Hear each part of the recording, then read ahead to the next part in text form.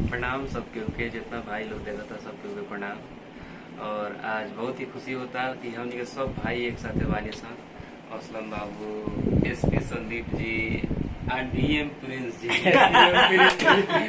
SP और DM सबके बैठल जज क्लस्टर। और चलिए नमस्ते प्रणाम। हम आप सबके भाई गीतकार राइटर हरिराम यादव। आज बहुत ही खुशी के बात बा कि हमारे भैया अमित पटेल जी के स्टूडियो एगो ओपन भइल बा, शुभकामना फिल्म्स। हमनी के आज ये स्टूडियो में सब भाई के ओपन उपलब्ध बानी जा और एक एक करके सब भाई से आप सबके रूबरू करावतानी।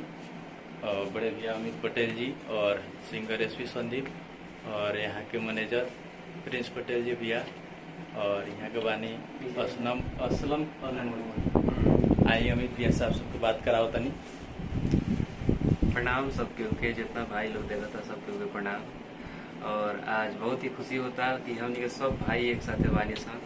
असलम बाबू, SP Sandeep ji, DM Prince जी, एसपी और डीएम सबके बैठल जज क्लस्टर। और बहुत ही अच्छा यहाँ के मतलब भैया सब छोट छोट कलाकार खातिर भैया बहुत परिस्थिति से गुजरल बानी और देखले बानी। और हम सबके गांव देहात में बहुत ही अच्छा अपने घर पे स्टूडियो के ओपन कैले बानी। जे भी कलाकार बानी सबके उके यहाँ अच्छा से रिस्पांस मिली। देखी एक बार, उपयोग करी, प्रयोग करी शुभकामना फिल्म्स के। और हमरा तो बहुत अच्छा लागल।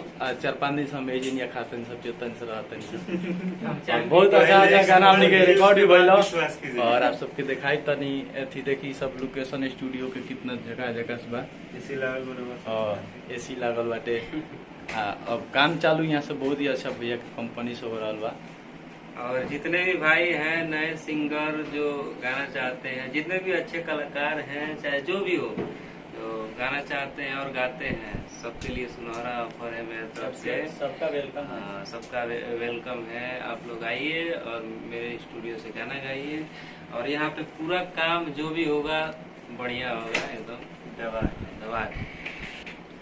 और एक बात और, ये हमारे भाई राइटर हरिराम जी जो आप लोग देख रहे हैं, ऑफिशियल चैनल है हरिराम राइटर हरिराम ऑफिशियल। तो आप लोग इस चैनल को सब्सक्राइब कर दीजिए, थोड़ा लाइक करते रहिए और प्यार देते रहिए, आशीर्वाद देते रहिए।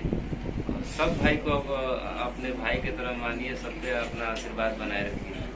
देखिए ये वोकल रूम है और बहुत ही अच्छा प्यारा नज़ारा है, बहुत अच्छा लग रहा है। देखिए मतलब चंपारण में हम आए भैया के स्टूडियो में, बहुत माने नज़ारा स्टूडियो का जो है मतलब बिल्कुल दिल खुश कर देने वाला ये नज़ारा है। और देखिए यहाँ मतलब दिखा रहा है सबको एसी ओसी सब लगा हुआ है।